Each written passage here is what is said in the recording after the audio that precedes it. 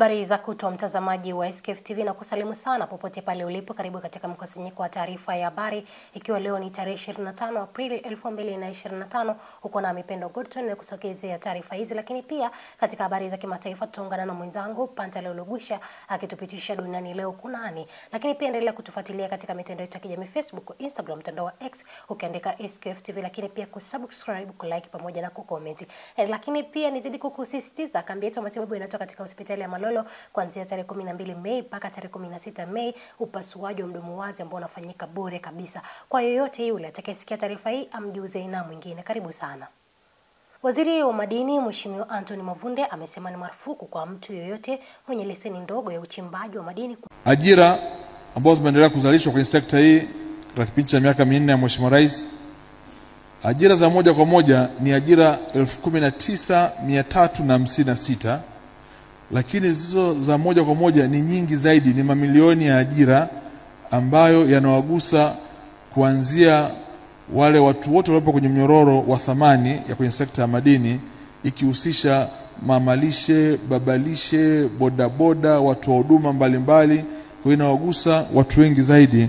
Tumeona wachimbaji wadogo wameendelea kuwa na mchango mkubwa kwenye kuchangia upatikanaji wa maduhuli ambao serikali inayakusanya. Katika fedha zote ambazo nimezitaja zilizokusanywa mwaka jana, katika mwaka wa fedha uliopita za kiasi cha shilingi bilioni 753, wachimbaji wadogo wamechangia 40% ya makusanyo yote ambayo serikali imeyakusanya.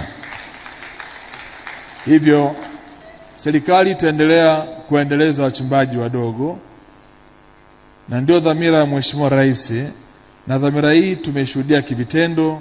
Kwanza, tumeendelea kutoa leseni ambazo zimerudi serikalini kwa ajili ya wachimbaji wadogo, wakiwemo wakina mama na vijana.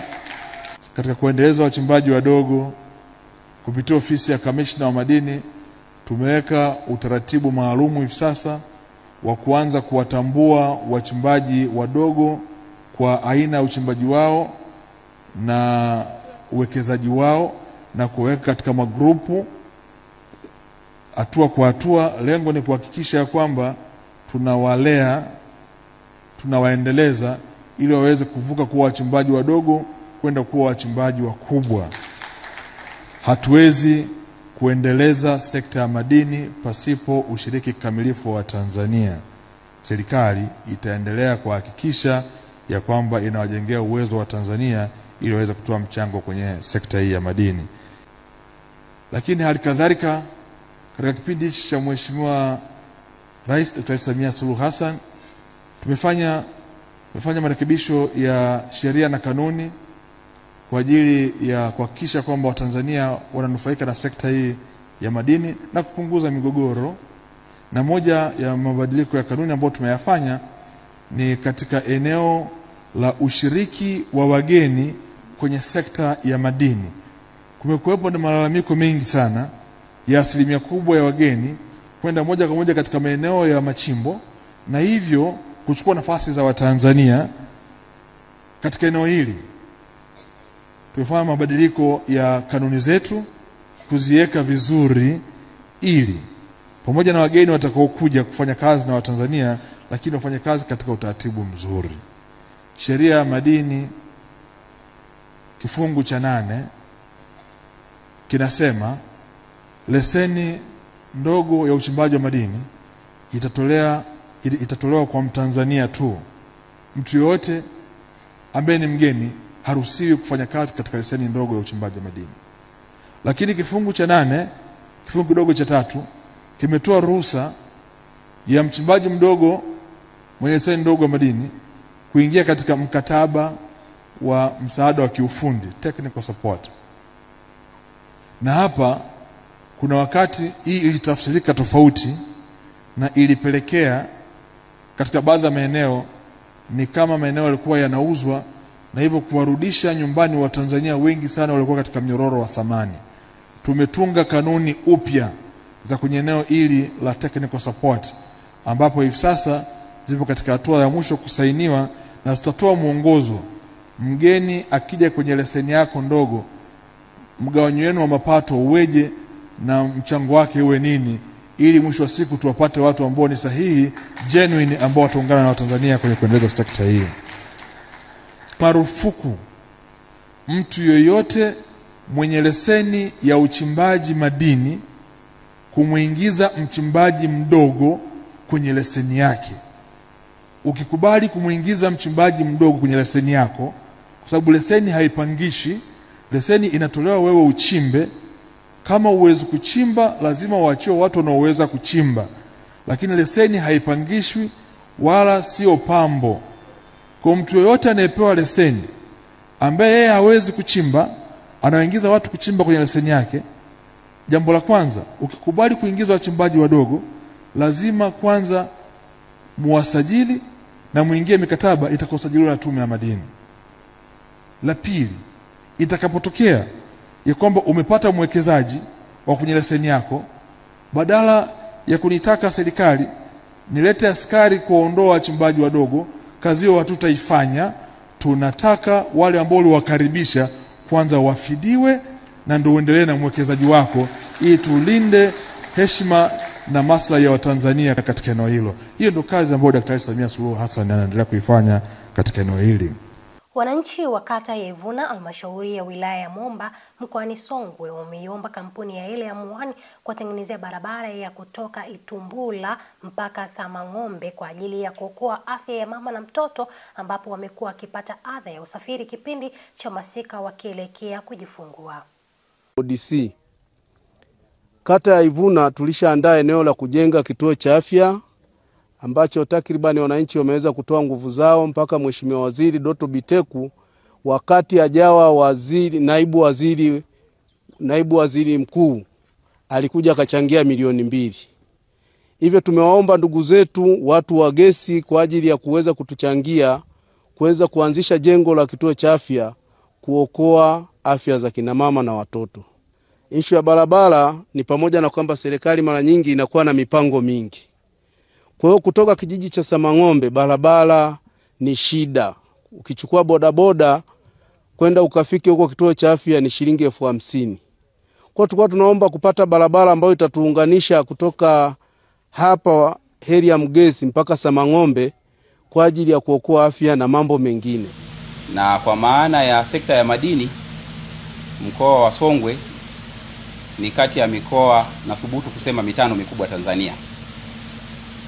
Ni ukubwa kwa maana ya wingi wa upatikanaji wa rasilimali madini, lakini pia kwa maana ya makusanyo ya maduli ya serikali ambayo tunayakusanya kila mwaka na kuchangia kwenye mfuko mkuu wa serikali. Kwa mfano, mwaka wa fedha uliopita tuliingiza kwenye mfuko mkubwa wa serikali zaidi ya bilioni 37. Mwaka huu mpaka sasa hivi tumeshaingiza zaidi ya bilioni 36. Tunategemea mpaka tunafunga mwaka pengine tutakuwa tumekusanya zaidi ya bilioni 40 kwenye mfuko kutoka kwenye sekta ya madini kama maduli ya serikali. Lakini pengine labda mimi nijikite kwenye eneo moja tu, kwenye mradi wa Helium. Eneo la namna gani mradi huu tangu umekuja hapa umeweza walau kugusa maisha ya wananchi kwenye eneo hili. Pamoja na kwamba haujaanza uzalishaji, lakini tayari umeshaanza kugusa wananchi wa kijiji cha Itumbula, lakini pamoja na kata ya Ivuna na wilaya nzima ya Momba. Kwa hiyo ni mradi ambao umekuwa ni muhimu, na tuna imani kubwa kwamba utakapoanza kuzalisha, na kwa sababu bidhaa wanayozalisha ni bidhaa inayotakiwa duniani kote, mchango wake kwenye maendeleo ya Itumbula, Ivuna kama kata, tarafa pamoja na wilaya ya Momba na nchi kwa ujumla utakuwa ni mkubwa sana. Matumizi ya Helium ni nini? Helium gesi inatumika wapi? Si ndio? Sehemu kubwa inayotumika ni kwenye MRI, kwenye mahospitali ambako wote tukiumwa tunakuelekea huko, si ndio? Na vile vile katika bei ya dunia ni moja ya gesi ambazo zina bei kubwa, si ndio? Kwa hiyo tukiweza kuzalisha hapa na kuuza inavyotupasa, itainua pia uchumi wetu ambao Watanzania wote tutaifaidika katika hiyo point. Nchi ya kwanza yenye hiyo gesi ni Marekani, ikifuatiwa na Qatar, Algeria and then Russia. Hizo ni nchi kubwa zenye hiyo gesi, lakini kuna nchi nyingine ndogo zina hiyo gesi. Lakini kwa ukubwa wa gesi tulionayo hapa, tunaamini na sisi tutakuwa katika uso wa dunia kuzalisha Helium. Toka tumeanza mradi mpaka siku ya leo takribani zaidi ya watu zaidi ya 50 mpaka 100 wameshapata fursa ya kufanya kazi katika mradi wa upataji wa gesi ya helium katika kupitia kampuni ya Helium One na makampuni mengine ambayo yalikuwa yakileta hao wadau. Baadhi ya misaada ambayo tumekuwa tukisapoti kwenye jamii, mojawapo ni utoaji wa msaada, ambapo mwaka 2021-22 tuliweza kuchangia shilingi milioni 55 kwa ajili ya shule za kata, sekondari za kata. Tulipeleka fedha hizo kwa ajili ikasaidie maboresho na ukarabati wa shule za kata ambazo tunashukuru zilifika kwa wahusika na zikafanya. Mwishoni mwa mwaka jana pia tuliweza kutoa shilingi milioni 54 kwa ajili ya ukarabati wa zahanati ya Mkonko, ambayo tayari ni jengo tulikuta limeshajengwa, lilikuwa halijamaliziwa, ilikuwa ni boma tu, ambayo wananchi walijitolea, serikali iliwapa msaada, basi wakatuomba tukawasaidia kukamilisha jengo hilo. Lakini pia tuliweza kujenga vyoo katika jengo hilo, pia tukaweka na incinerators zile za kuchomea takataka, na tunashukuru Mungu pia mkurugenzi alitoa mhudumu wa afya katika kituo kile ambaye pia anatoa huduma hiyo, na jengo hilo mpaka sasa limeshafunguliwa na limeshaanza kufanya kazi. Mwaka jana pia tuliweza kuchangia zaidi ya milioni 20 kwa maana ya vifaa. Tulitoa vifaa tiba, tukatoa na madawa ambayo tulikuwa nayo tumeleta kwa ajili ya shughuli zetu, lakini mengine tulileta kwa ajili ya kuwapatia wanajamii. Kupitia ofisi ya mkurugenzi tuliweza kutoa vifaa hivyo na madawa hayo ambayo yalikwenda kusaidia katika vituo vyetu vya afya na zahanati zetu ambazo ziko katika maeneo ya mradi yanayotuzunguka. Jeshi la polisi kanda maalum ya Dar es Salaam limewakamata na kuwahoji watu 4 kwa tuhuma za kumshambulia na kumdhalilisha mwanafunzi wa chuo kikuu cha ardhi Dar es Salaam. Jeshi la polisi kanda maalum ya Dar es Salaam kwa kushirikiana na maafisa wa maendeleo ya jamii, jinsia, wanawake na makundi maalum linaendelea kufuatilia kwa karibu na kuchunguza kwa pamoja na idara hii ya serikali swala la kushambuliwa na kudhalilishwa kwa mwanafunzi wa chuo kikuu cha ardhi Dar es Salaam ambaye alifahamika kwenye siku za hivi karibuni kama kwa jina la Magnificat Barnabas Kimario. Katika swala hili watuhumiwa 4 wamekamatwa,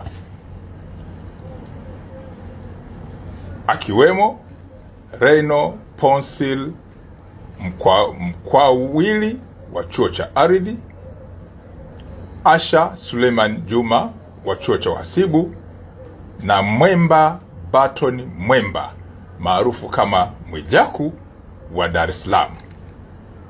Watu hawa waliokamatwa ni 3 ambao wanatuhumiwa kuhusiana na swala hili la sakata ambalo limeingizwa watu 4 akiwemo mlalamikaji.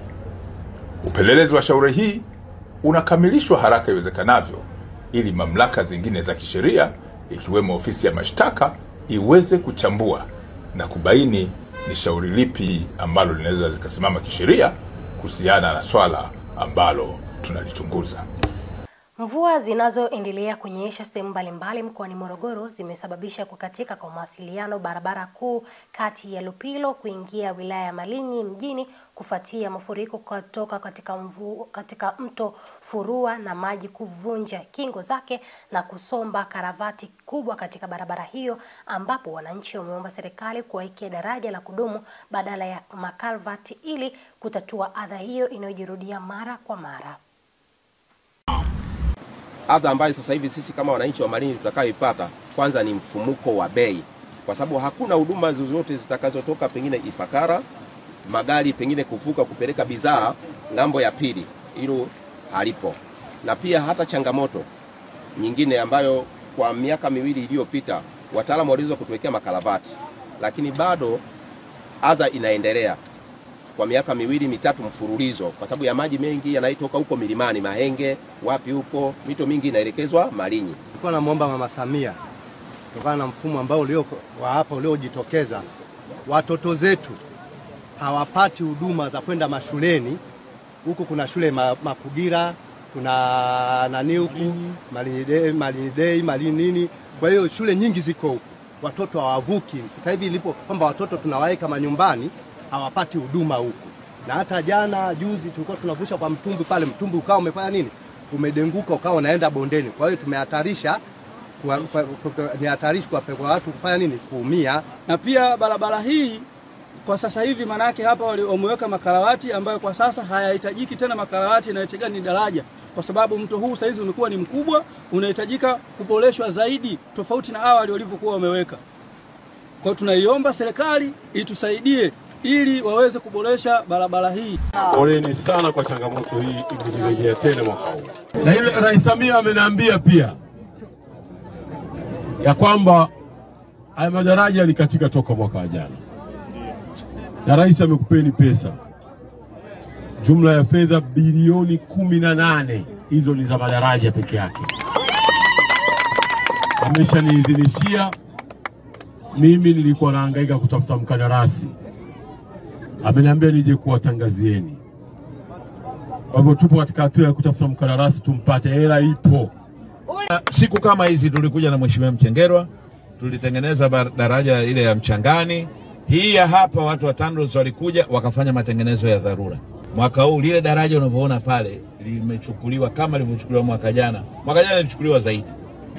Lakini pale ndo kama umeona limekatika moja kwa moja na picha tunazo kwenye nani. Mheshimiwa Waziri, ninachokuomba tupate ufumbuzi wa haraka wa namna ya kufanya, lakini pia kama nilivyokuomba Mpanga wa wataalamu hawa mabingwa watutengenezee ufumbuzi wa kudumu. Lile daraja ndio uhai wa watu wa Malinyi kwa kwenda upande ule kule. Lakini mwisho tu ni kutafuta suluhisho namna gani tunaweza tukafanya ili kurejesha mawasiliano sehemu iliyokatika na mipango ya muda mrefu. Kwa naomba turuhusu tuendelee, tuna ratiba zingine baada ya kubwa kusema, lakini mjue kwamba tupo kazini. Mimi nawahangaikia, Mama Samia anawahangaikia. Waziri wa Mifugo na Uvuvi Alexander Mnyeti amesema ufugaji wa ziwa Nyasa kwa miezi mitatu una lengo la kuongeza mazao ya samaki na kukuza biashara ya samaki, kinyume na tetesi zinazosema kuwa hatua hiyo itasababisha umaskini kwa wavuvi na familia zao. Mheshimiwa Mwenyekiti, nakushukuru. Mheshimiwa Naibu Waziri, utakumbuka wakati mnafunga ziwa nilikueleza hapa bungeni kwamba mnafunga ziwa miezi mitatu, wakati wavuvi hawa wamekata leseni ya mwaka mzima. Kwa lugha nyingine, mlitumia mamlaka yenu kuwapa umaskini bila sababu, kwa sababu hamkuwapa pesa kipindi cha mpito. Sasa Mheshimiwa Naibu Waziri, kwa kuwa umesema kuna ongezeko la 55% kwa kipindi cha miezi minne, na ripoti yenu wenyewe mnasema maziwa makuu yote samaki wamepungua, kwa nini kama kuna ongezeko hilo msiweze kufunga maziwa yote makuu tupate ongezeko la samaki?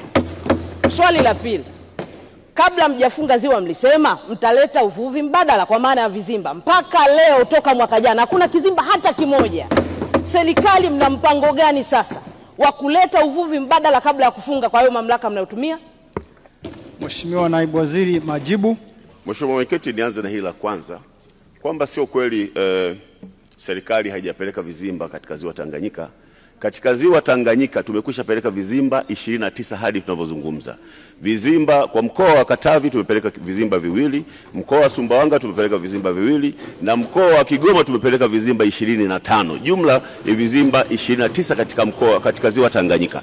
Sasa Mheshimiwa Mwenyekiti, pengine Mheshimiwa Mbunge kama ana vikundi vya wavuvi ambao wanataka vizimba, tuko tayari, tunaendelea kuvitengeneza na tuko tayari kupeleka katika maeneo yake ambayo anasema hayo ya Nkasi na maeneo mengine.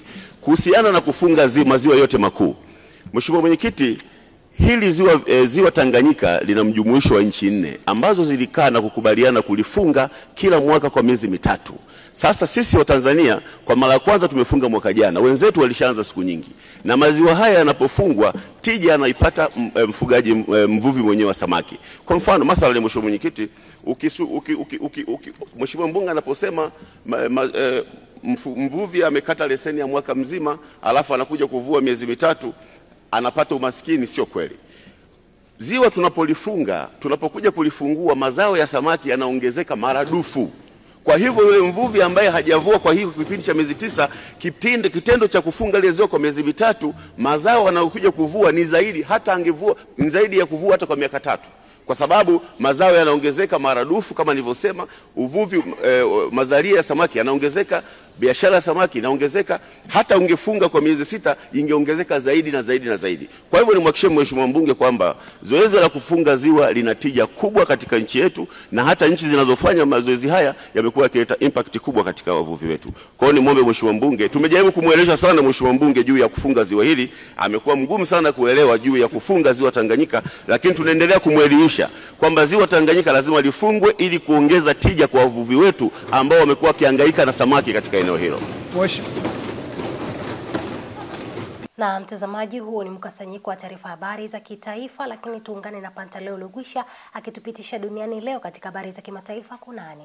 Na mtazamaji wa SQF TV, karibu sasa tuziangazie habari za kimataifa kwa muhtasari. Tukianzia huko nchini Marekani, Rais wa Marekani Donald Trump amemwomba Rais wa Urusi Vladimir Putin kusitisha mashambulizi dhidi ya Ukraine. Wito huo umetolewa saa chache baada ya Urusi kushambulia kwa makombora na droni, mashambulizi yanayoelezewa kuwa mabaya zaidi katika miezi ya karibuni. Rais wa Ukraine Volodymyr Zelensky ameomba shinikizo la kimataifa dhidi ya Urusi na kufuta safari yake ya kwenda Afrika Kusini kutokana na hali hiyo. Aidha, mjumbe maalum wa Marekani Steve Witkoff anatarajiwa kuwasili Urusi wiki hii kwa mazungumzo zaidi kuhusu kusitisha mapigano. Marekani imetangaza kuwa Jumamosi ijayo ujumbe wake utakutana na maafisa wa Iran nchini Oman kwa duru ya 3 ya mazungumzo juu ya mpango wa nyuklia wa Iran. Msemaji wa Wizara ya Mambo ya Nje ya Marekani Tom Bruce amesema kuwa hii itakuwa mara ya kwanza kwa timu za kiufundi kushiriki. Michael Anton ataongoza ujumbe wa Marekani kufuatia mazungumzo ya awali yaliyofanyika mjini Roma ambapo pande zote zilielezea maendeleo mazuri. Shirika la madaktari wasio na mipaka MSF limethibitisha kuuawa kwa wafanyakazi wake wawili katika matukio tofauti mashariki mwa Jamhuri ya Kidemokrasia ya Kongo. Mfanyakazi mmoja alipigwa risasi na mshambuliaji aliyevalia sare, huku mwingine akiuawa katika mapigano kati ya waasi wa M23 na wanamgambo wa serikali katika mji wa Masisi, Kivu Kaskazini. Mwakilishi wa MSF nchini humo, Emmanuel Lampert, amesema kuwa hali ya usalama katika maeneo ya Kivu Kaskazini na Kusini ni ya kutisha. Wizara ya Afya ya Gaza imesema kuwa mashambulizi ya Israeli siku ya Alhamisi yamesababisha vifo vya watu 50, wengi wao wakiwa wanawake na watoto. Makazi ya raia, kituo cha polisi na hema ya watu wasio na makazi vimeharibiwa. Shambulizi moja kaskazini mwa Gaza liliua watu 18 na jingine watu 11. Jeshi la Israeli limesema lililenga kituo cha polisi kwa ajili ya kumshambulia mwanamgambo wa Hamas. Mashambulizi haya ni sehemu ya kampeni mpya iliyoanza mwezi mmoja uliopita baada ya kuvunjika kwa makubaliano ya usitishaji vita. Shukrani sana Pantaleo Lugwisha kutupitisha duniani leo katika habari za kimataifa. Nami nikwambie mtazamaji, sina la ziada katika mkusanyiko mzima wa taarifa ya habari. Nikushukuru sana kutenga muda wako wa thamani kutazama taarifa hii ya habari, lakini pia ni kuombe endelea kubaki kutazama SQF TV kwa taarifa mbalimbali ambazo tunakurushia kila siku. Baada ya kipindi hichi cha habari kinafuata kipindi kingine cha vijana, jukwaa la vijana ambacho kinaitwa Age Talk, ambacho tutaenda kuzungumzia vitu mbalimbali kuhusiana na vijana. Nizidi kukukumbusha tarehe 12 Mei mpaka tarehe 16 Mei kambi yetu matibabu inatoka katika hospitali ya Malolo pale Tabora, upasuaji wa mdomo wazi ambao unafanyika bure kabisa. Nizidi kukusisitiza endelea kutembelea katika mitandao yetu ya kijamii Facebook, Instagram, mtandao wa X ukiandika SQF TV, lakini pia kusubscribe, kulike pamoja na kucomment. Mimi nikutakia maandalizi mema ya Sabato, lakini pia weekend njema. Kwa heri kwa sasa, tukutane tena Jumatatu Mungu akitupa neema. Kwa mara nyingine tena, The Theme Qualities Foundation wa ushirikiano na hospitali ya Malolo Tabora wanakuletea upasuaji wa midomo wazi utakaofanyika bure kabisa. Ni kuanzia tarehe 12 hadi 16 Mei katika hospitali ya Malolo Tabora. Watoto wanaombwa kufikisha hospitalini hapo siku moja kabla ya kuanza kwa zoezi la upasuaji. Kwa mawasiliano zaidi, tupigie simu nambari 0753 108 944 au 0738 229 449 na 0717531312. The Same Qualities Foundation, hatua moja, tabasamu moja.